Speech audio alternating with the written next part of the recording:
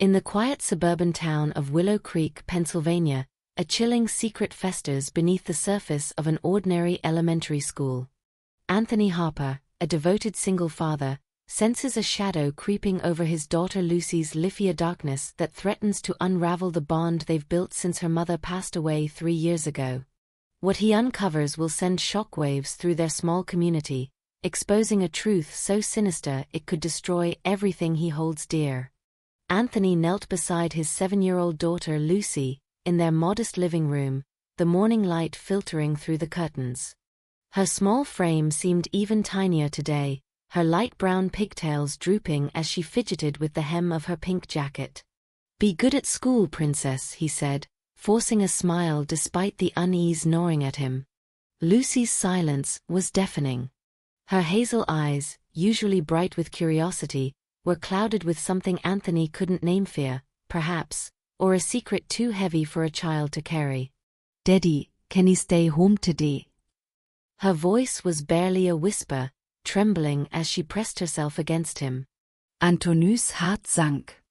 Lucy loved school. Her chatter about art projects and recess games was a daily ritual. This wasn't like her. "Are you sick, sweetheart? Did something happen?" he asked, crouching to meet her gaze. She shook her head, biting her lips so hard it turned white. "No, I just don't want to go." He searched her eyes for answers, but she looked away, a single tear escaping down her cheek.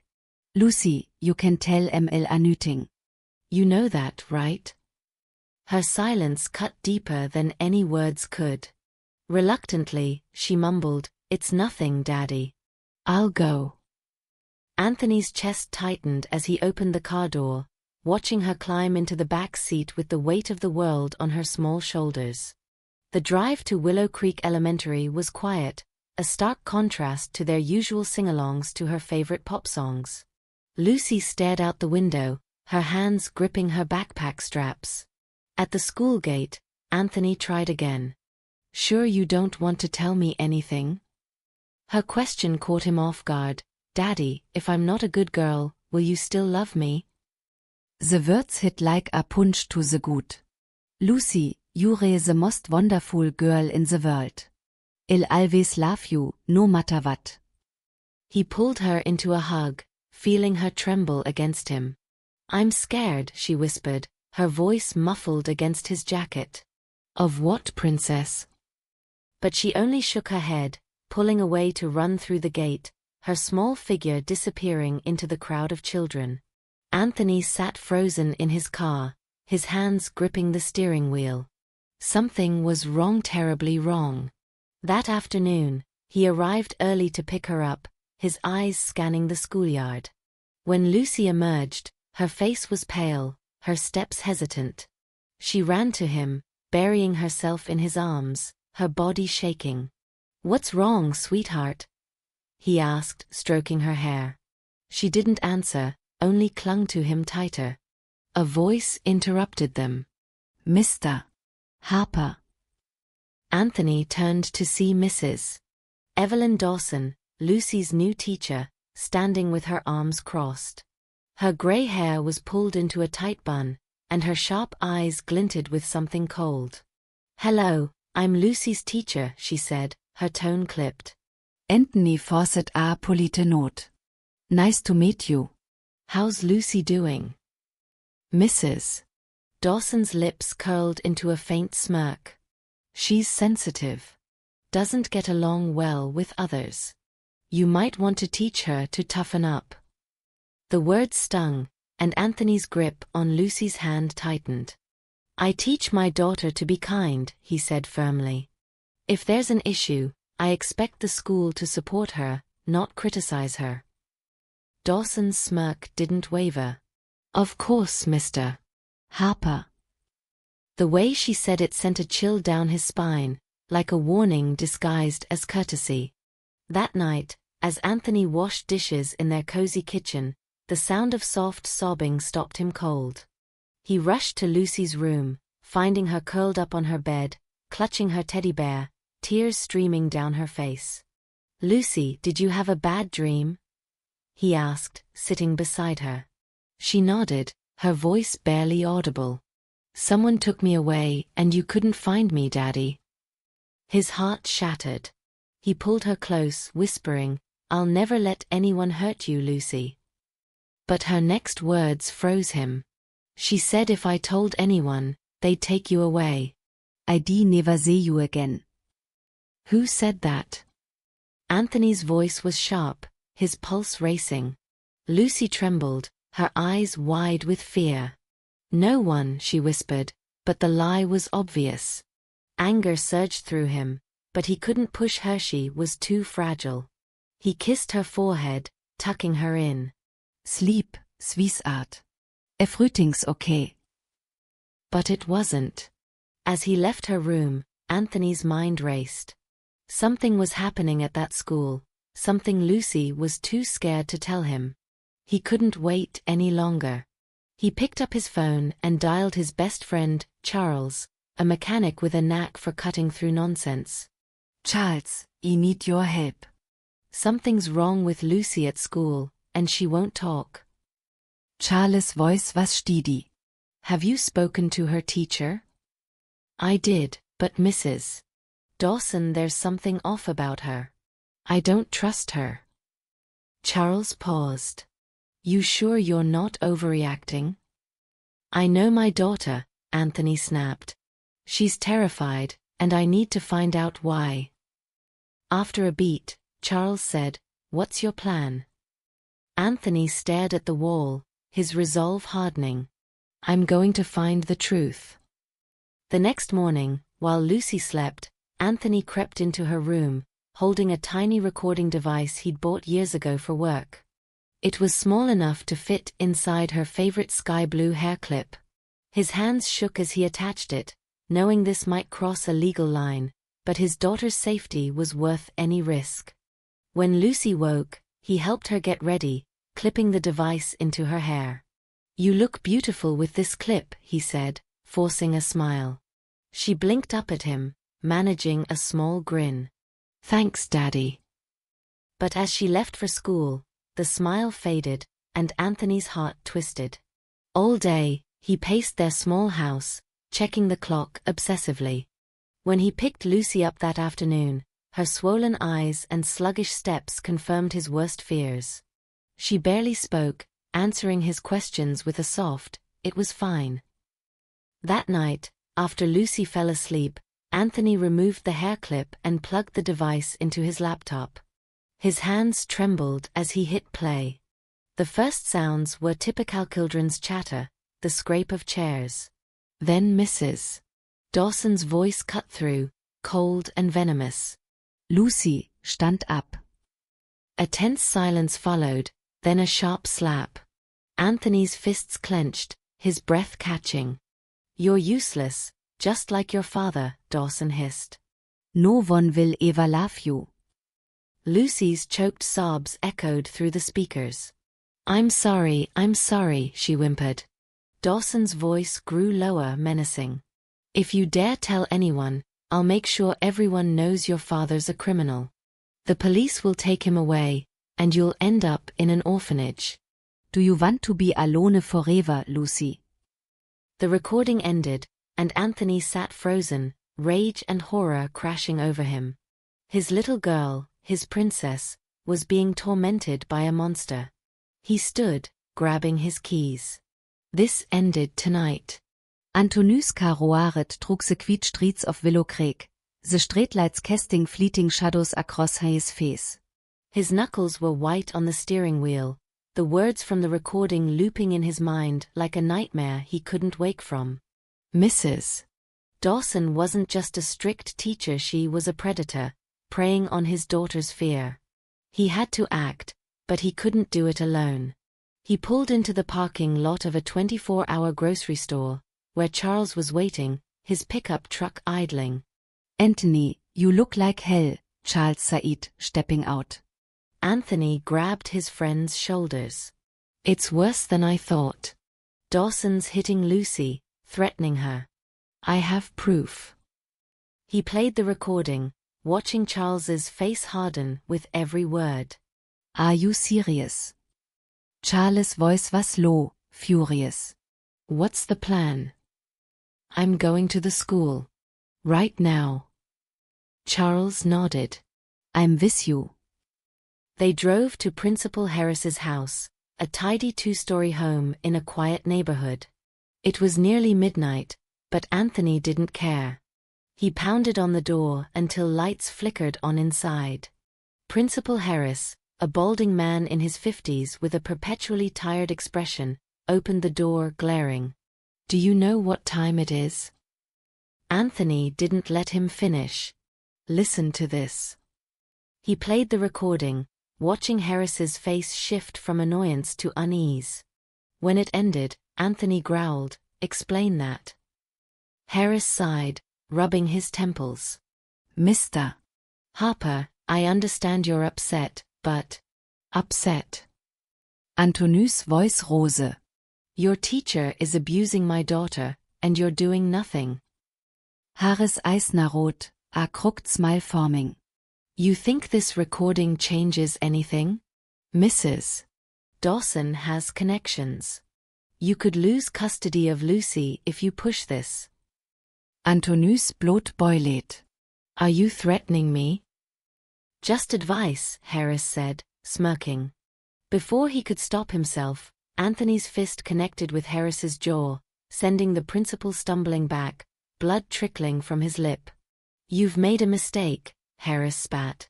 If you touch my daughter again, you'll regret it, Anthony shot back. Charles pulled him away before things escalated further, dragging him to the car.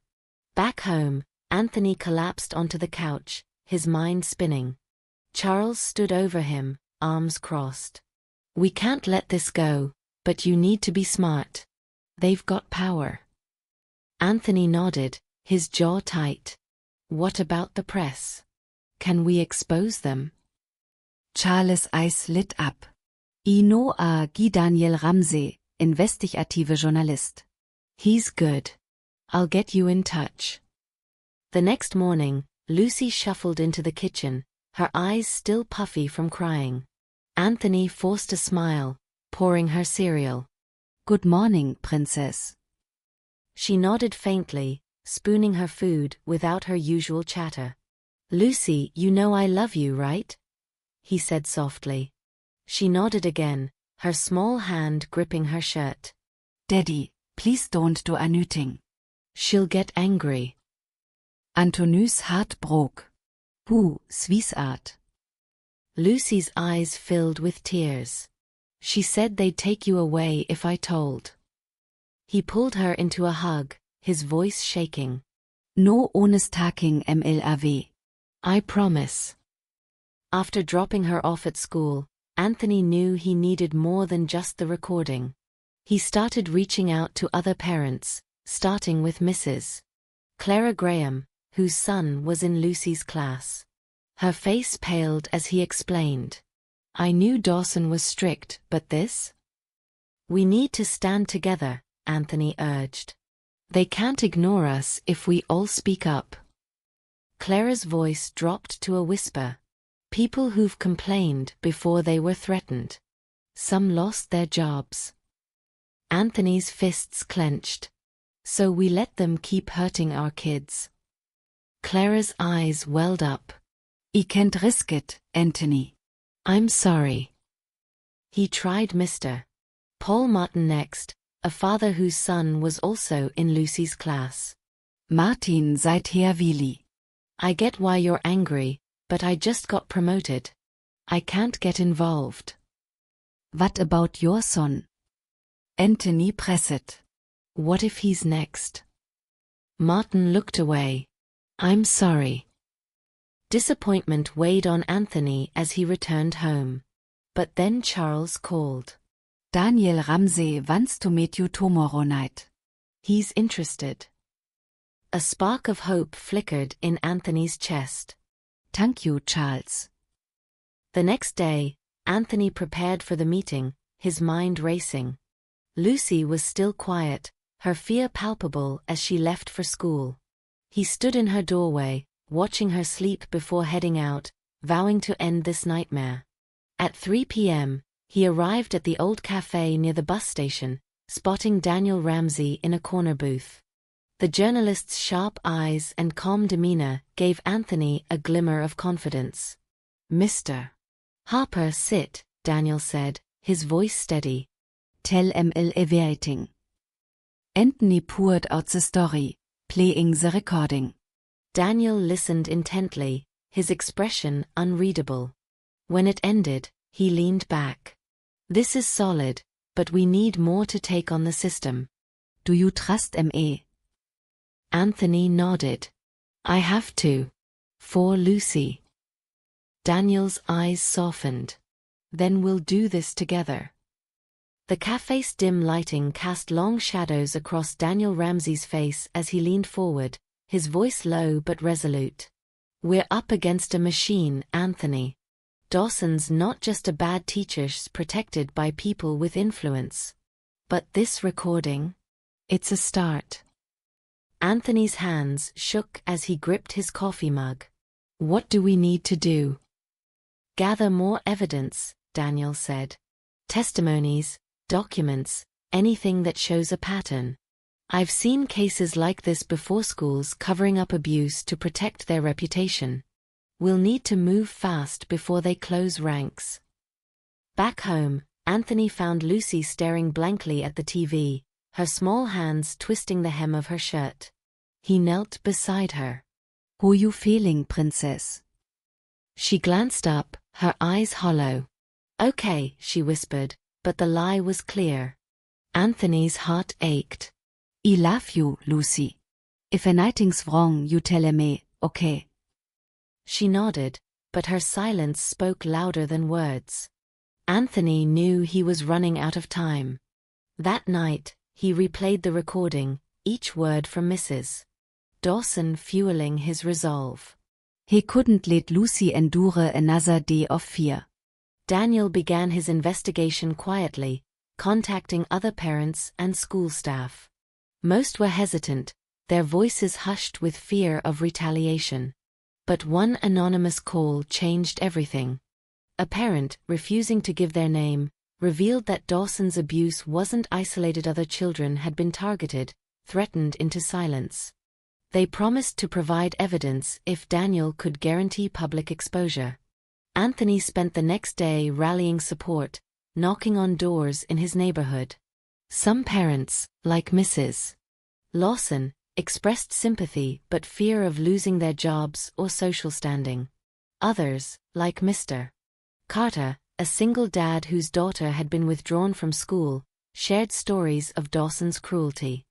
"She told my Emily she'd never amount to anything," Carter said, his voice breaking. "I pulled her out, but I wish I'd fought back." Anthony's resolve hardened. "Fight with ME now. For all our kids." Carter hesitated, then nodded. "I'm in." By evening, Daniel called with news. "I've got testimonies from 3 parents and a former teacher's aide. They're scared, but they're willing to go public if we can protect their identities." Antonus Pulse quickenet. What's next? "We draft the article," Daniel said. Lay out everything you're recording, the testimonies, the schools in action. "We'll publish tomorrow. Once it's out, they can't bury it." Anthony barely slept that night, his mind racing with possibilities. What if Dawson's connections were too strong? What if they came after Lucy? But the thought of her tearful eyes pushed him forward. He had to protect her, no matter the cost. The next morning, Daniel sent him a draft of the article. Titled "A Culture of Fear, Abuse and Cover UPS at Willow Creek Elementary," it detailed Dawson's actions, Harris's complicity, and the school's failure to protect its students. The recording was transcribed, and anonymous testimonies painted a chilling picture of systemic abuse. Anthony's hands shook as he read, knowing this would change everything. At 2 p.m., he met Daniel at the press office, a small building on the edge of town. Daniel handed him a printed copy. "It's going to print tonight and online in an hour. You ready for this?" Anthony nodded, his throat tight. "For Lucy." When the article hit, the response was immediate. Social media exploded with shares and comments, parents expressing outrage and sharing their own stories. "My son came home crying after Dawson's class," one post read. "I thought he was just sensitive. I'm so sorry." Anthony's phone buzzed with notification support, anger, and calls for justice. By evening, Daniel called. "The police are involved now. They can't ignore this.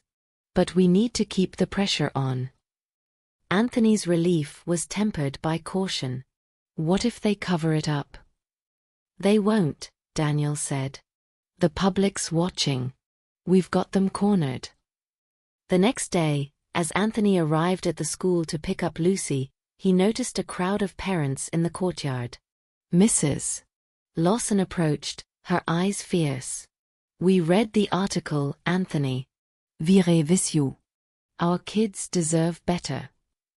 Emotion surged through him. "Thank you," he said, his voice thick. "This means everything." Lucy climbed into the car, her eyes brighter than they'd been in weeks. "Daddy, is it over?" she asked. "Not yet, sweetheart," he said, squeezing her hand. "But we're getting there." The tide was turning, but Anthony knew the battle was far from won. The article had lit a fire in Willow Creek, but Mrs. Dawson and Principal Harris still had allies, people with enough influence to twist the truth. As Anthony drove home with Lucy, his phone buzzed with a message from Daniel. "Police are investigating, but Dawson's trying to spin this. Stay sharp." At home, Lucy sat quietly, coloring at the kitchen table. Anthony watched her, his heart heavy. Her small hands moved slowly, the joy she once found in drawing muted by fear. "Daddy, I believe you can do it," she said suddenly, her voice soft but steady. He smiled, tears prickling his eyes. "I'll always fight for you, princess." The next morning, Anthony woke to a flood of notifications. The article had gone viral, picked up by local news stations and shared across parent groups. Comments poured in, some calling for Dawson's arrest, others demanding Harris resign. But there were also whispers of pushback, rumors that Dawson's brother, a local councilman, was pulling strings to protect her. Daniel called at noon. "We've got a problem. The school's claiming the recording was tampered with. They're saying you edited it to frame Dawson." Antonus blot ran cold. "Tats a lie. You heard it yourself." "I know," Daniel said. "But they're desperate. We need more evidence, something undeniable." Anthony spent the day reaching out to parents, urging them to share their stories. Mrs. Lawson organized a group chat, and soon, 5 families agreed to provide anonymous statements. One parent, Mr. Rivera, revealed that his daughter had recorded Dawson's outbursts on her phone, capturing her yelling at students. "I didn't know what to do with it," he admitted. "I was scared." "Send it to Daniel," Anthony urged. "We'll make sure it's heard." By evening, Daniel had compiled the new Evidencia video, 3 audio clips from other parents, and written testimonies. "This is enough to bury them," he told Anthony. "I'm scheduling a press conference tomorrow. We'll go live with everything." Anthony barely slept, his mind racing with what-ifs. What if the police ignored the evidence? What if Dawson's connections shielded her? But Lucy's trust kept him grounded. He couldn't let her down. The press conference was held at the town hall, a modest building packed with reporters, parents, and curious residents. Daniel stood at the podium, his voice steady as he presented the evidence. The room fell silent as the video played Dawson's voice, sharp and cruel, berating a student. Gasps echoed when the audio clips followed, each one corroborating Anthony's recording. Anthony stood in the back, his heart pounding. When Daniel called him forward, he hesitated but stepped up, facing the crowd. "My daughter Lucy was terrified every day she went to school," he said, his voice shaking but clear. No child should live in fear. We're here to make sure this stops. The room erupted in applause, and Anthony felt a weight lift. For the first time, he wasn't alone. The community was behind him. That night, the police issued a statement: Mrs. Dawson was suspended pending a full investigation, and Principal Harris was under review. Anthony watched the news with Lucy curled up beside him. "Is she gone, Daddy?" she asked. "Not yet," he said, stroking her hair. "But she can't hurt you anymore." The next day, the school announced an emergency meeting. Anthony and Daniel attended, joined by a dozen parents. The air was thick with tension as Harris took the podium, his face pale. "We're addressing the allegations," he began, but boos drowned him out. Mrs. Lawson stood, her voice trembling with anger.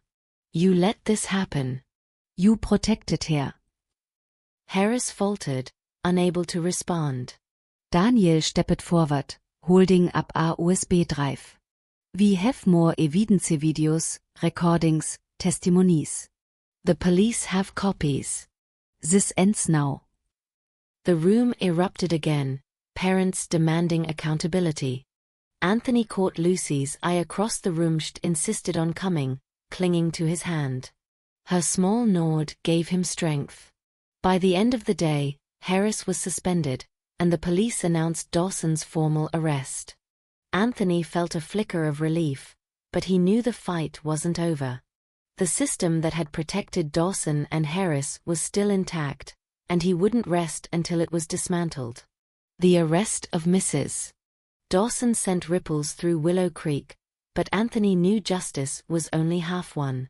The school's board tried to downplay the scandal, issuing a vague statement about reviewing policies. Parents weren't buying it. The group chat buzzed with plans for a protest, and Anthony found himself at the center of a growing movement. Daniel called early the next morning. "The media's all over this. National outlets are picking it up. We need to keep the momentum going." Anthony agreed. "What's the next step?" "More parents are coming forward," Daniel said. "We're organizing a public forum tomorrow. Victims can share their stories, and we'll demand the board resign." Anthony spent the day preparing, meeting with parents like Mr. Carter and Mrs. Lawson. They shared stories of children too scared to speak up, of nightmares and withdrawn behavior. "My son stopped talking about school," Carter said. "I thought it was just a phase." "It's not," Anthony said. "We're ending this." Lucy was slowly coming back to herself, her smiles more frequent, though shadows lingered in her eyes. At dinner, she pushed her peas around her plate, then looked up. "Daddy, will I have to see her again?" "No, sweetheart," Anthony said, squeezing her hand. "She's gonna." The public forum was held in the town square, a chilly evening lit by streetlights. Over 100 people gathered: parents, teachers, even students. Daniel moderated, giving the microphone to anyone willing to speak. A shy teenager, Emma, described how Dawson had humiliated her in front of the class, calling her worthless. A mother broke down, recounting her son's panic attacks. Anthony took the microphone last. "My daughter Lucy was threatened into silence," he said, his voice steady. "This isn't just about one teacher. It's about a school that let this happen. We need change now." The crowd roared in support, and Anthony felt a surge of hope. The board couldn't ignore them anymore. By the next day, 3 members resigned, and the police expanded their investigation to include Harris's role in the cover-up. Dawson's trial began a week later. Anthony attended every session, sitting in the courtroom with other parents. The evidence was overwhelming: recordings, videos, and a dozen testimonies painted a damning picture. Dawson's defense claimed she was under stress, but the judge wasn't swayed. Lucy stayed with Charles during the trial, and Anthony called her every night. You doing okay, princess? Yeah, Daddy, she said, her voice brighter. I drew you a picture today. He smiled, his heart swelling. Can't wait to see it. The verdict came on a rainy afternoon. Dawson was found guilty of child abuse and sentenced to 5 years in prison. Harris faced charges for negligence and obstruction, his career in ruins. Anthony stood outside the courthouse, rain soaking his jacket, feeling a weight lift. But the fight wasn't over. The school needed new leadership, new policies to protect students. Anthony joined a parent committee, working with Daniel to draft proposals. They pushed for mandatory training on child welfare, anonymous reporting systems, and regular audits. At home, Lucy began to heal. She laughed more, her drawings filled with bright colors again. One evening, she handed Anthony a picturea stickfigure family under a rainbow, with Daddy and Lucy written in crayon. This is us, she said, beaming. Anthony hugged her tight. Always, princess. The aftermath of the trial left Willow Creek changed forever. The school, once a place of fear for Lucy and others, was under new management, with a principal who prioritized student safety. Anthony became a voice for reform, speaking at community meetings and advocating for stronger protections.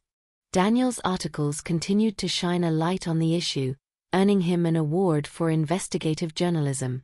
He and Anthony stayed in touch, their friendship forged in the fight for justice. You did good, Harper, Daniel said at a coffee shop meetup. You gave those kids their voices back. Anthony shook his head. We did it together. The parent committee's proposals were adopted, and Willow Creek Elementary implemented new safeguards. Teachers underwent training, and a hotline for anonymous complaints was established. Lucy's new teacher, Ms. Carter, was kind and patient, helping her rediscover her love for school. One Saturday, Anthony took Lucy to the park, her laughter echoing as she swung on the swings. Watching her, he felt a peace he hadn't known in months. The fear was gone from her eyes, replaced by the spark he'd missed. Daddy, push me higher, she called, giggling. He laughed, giving the swing a gentle push. A nutting for you, princess. The community continued to heal, parents and students coming together to rebuild trust. Anthony organized a fundraiser for counseling services, ensuring no child would suffer in silence. The event drew hundreds, a testament to the town's newfound unity. Mrs. Lawson approached him at the fundraiser, her eyes warm. You sang it everything, Anthony. Thank you. He smiled. We all did. As winter turned to spring, Lucy thrived. She joined the art club, her drawings covering the fridge. Anthony framed her rainbow picture, hanging it in the living room as a reminder of their journey. One quiet evening, as they sat on the couch watching a movie, Lucy nestled against him. Daddy, I'm not scared anymore. Anthony kissed her forehead, his heart full. I know, sweetheart. And you'll never have to be again. The fight had been long, but justice had prevailed.